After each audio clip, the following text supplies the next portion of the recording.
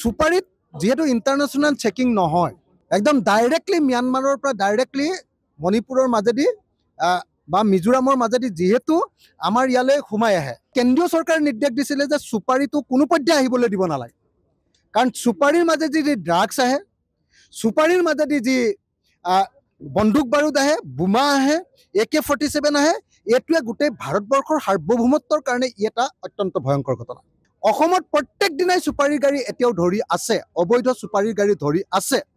আৰু আমি সকলোৱে জানো যে এই কামটো মহন্ত নামৰ এজন চিণ্ডিকেট মাষ্টৰে এই কামটো কৰাই আছে। অসমৰ যিটো নেশ্যনেল হাইৱে আছে, এই নেশ্যনেল হাইৱেটো পাৰ কৰি দিয়াৰ দায়িত্বটো হৰেণ মহন্ত নামৰ এজন চুপাৰী মাষ্টৰে এই কামটো লৈ আছে।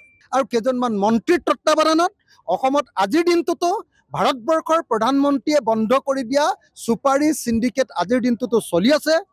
আৰু চুপাৰীৰ ভিতৰত এতিয়াও ড্ৰাগছ আনি থকা হৈছে, চুপাৰীৰ ভিতৰত এতিয়াও AK-47, AK-56 আৰু অন্যান্য বোমা বাৰুদ আনি থকা হৈছে।